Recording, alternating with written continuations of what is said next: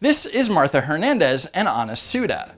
Back in May 2018, they were doing some late night grocery shopping at a convenience store in Havre, Montana.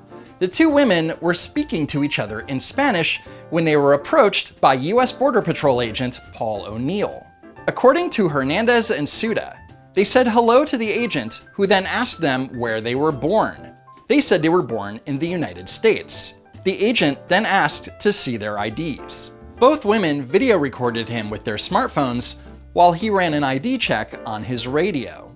In the end, they were given their IDs back and they were free to go. And now, on behalf of Suda and Hernandez, the American Civil Liberties Union has filed a lawsuit against United States Customs and Border Protection, along with the agent in question, claiming that there was no legitimate reason for CBP agents to detain them. So let's take a deeper look and see exactly what happened.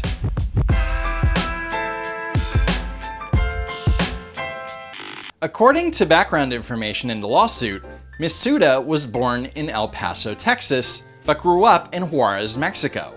It also points out that her father was here in the US as an exchange student.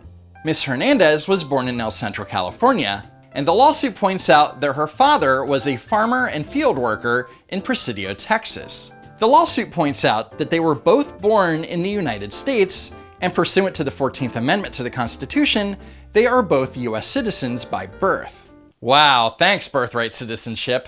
So back to May 2018. Suda and Hernandez were shopping at a Town Pump convenience store on a late night grocery shopping trip when Border Patrol agent Paul O'Neill overheard the two women speaking Spanish and approached them.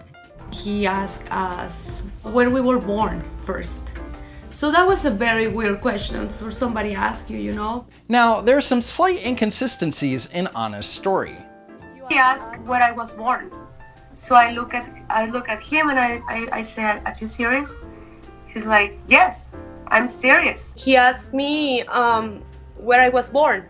So I look at him and I say, "Are you serious?" He's like, "I'm very serious." "Are you serious?" Me dije, ¿en serio? Y me dijo, "I'm very serious." So it went from Agent O'Neill allegedly replying, "I'm serious," to "I'm very serious." Now, I know what you're thinking. Andrew, you're just being too picky, and maybe you'd be right. Except for the fact that the lawsuit has a different account of the event, saying that Agent O'Neill responded that he was dead serious. Funny how that escalated.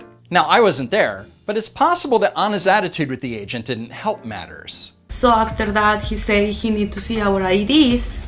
I'm not doing anything wrong. You know why I need to feel like I need to give him my ID? So after they gave Agent O'Neill their IDs, he went to his vehicle and requested a background check. And that's when they started recording him. So can you tell us in the video, please, why you asked us for our IDs, please? Ma'am, the reason I asked you for your ID is because I came in here and I saw that you guys are speaking Spanish, which is very unheard of up here. Okay. So the ACLU's lawsuit tries to debunk Agent O'Neill's statement that people speaking Spanish in Havre is not in fact a rare occurrence. The lawsuit states, there is a strong and vibrant Latinx community in Havre, of which Ms. Suda and Ms. Hernandez are proud members. First off, for those of you not in the know, Latinx is supposed to be a gender-neutral term that replaces Latino and Latina. You know who doesn't use this term? Latinos and Latinas. The only people who actually use the term are SJWs. Second, according to the US Census, this so-called Latinx community makes up only 3.9% of Havre's population. That's 381 people out of 9,784. So calling it strong and vibrant is a little bit of a stretch. Ms. Suda and Ms. Hernandez hear people speak Spanish in Havre every day. One of their colleagues at Northern Montana Care Center speaks Spanish with them. So they work with one other person that speaks Spanish. That's not conclusive evidence of anything. There is a new Spanish language music radio show broadcast on 90.1 FM that caters to the substantial growing Latinx population in Havre and neighboring towns. It's one show that's broadcast on Sunday mornings from 11 to 12 on a college radio station. But you know, I hear it's so popular that Latinx residents skip church to listen to it.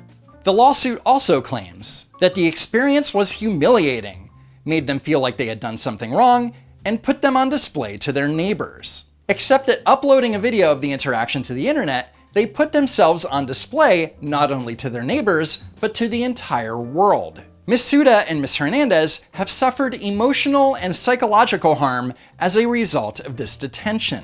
Now, I understand that they may have been annoyed and embarrassed, and you can't blame them for that. However, they weren't handcuffed, they weren't forced to sit in the back of the agent's vehicle, and they were not arrested.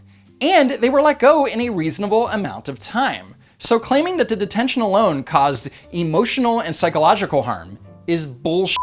In fact, in the video, you can hear Suda and Hernandez antagonize Agent O'Neill. So it is illegal to speak Spanish in Montana? No, ma'am, it's not illegal. It's just very unheard of. Really? But then Hernandez, who is broadcasting live to the internet, says to her audience, He say he stop us only because we speak Spanish and the English is not good.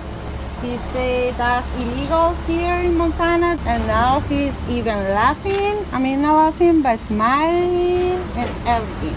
and as you can see, they're so traumatized during the detention that they're cracking jokes and giggling?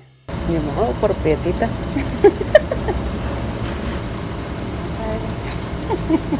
The video, captured by Ana Suda, shows less than 20 minutes of what happened. So how long did the entire interaction take place? Hard to say.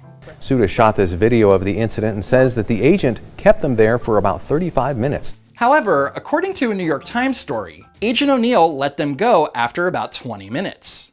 But the lawsuit says 40 minutes. Details matter, and if this goes to trial, the defense is going to eat Miss Suda alive.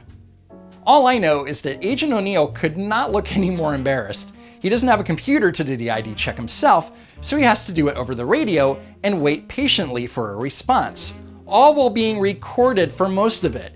You have to feel for the guy. Now, there is some debate on whether or not this was racial profiling. The Jews because our purple, right? No. Racial purple. It Purple. has nothing to do with that. No? Agent O'Neill approached the women in the store, said hello, and asked them where they were born, and they answered. Once they responded, this became what is known as a consensual encounter. When Suda and Hernandez, who have thick Mexican accents and poor English skills, replied that they were born in the United States, this was a red flag. You can use nationality as a factor in questioning someone. Not race or ethnicity, but nationality or country of origin. That may seem like it's technical to some people, but that is what the law says, and he's allowed to do it. And Their country of origin is the United States. Yes, They're but United States citizens. He didn't know that until he questioned them. But so then that's profiling then. No, Don. Hernandez and Suda told Agent O'Neill that they were born in the United States. However, their poor English skills seemed to contradict that statement. And along with the fact that the Hispanic population of Montana is relatively small, this gave Agent O'Neill reasonable and articulable suspicion to believe that they may have been lying about their country of birth. That is why he made the decision to check their IDs. With this reasonable suspicion, the consensual encounter escalated to what is known as a Terry stop or an investigative detention. This is perfectly within the law and did not infringe on anyone's constitutional rights. But don't tell that to Don Lemon. But that doesn't mean that it's not profiling just because it's allowed. It's permitted Tara. by the Supreme Court. But it's wrong. It's wrong because someone is speaking a language, Tara. I don't want to hear it. Stop.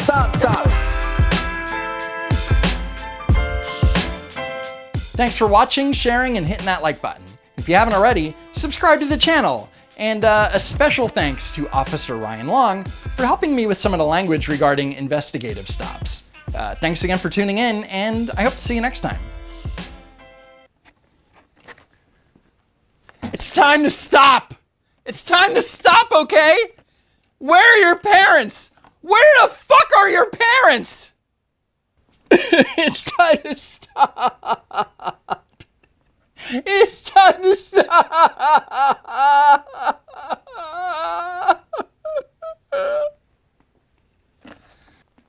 This needs to stop right now. This is cancer. This is so much cancer. I could feel the tumors growing on my back. Stop. This has to stop.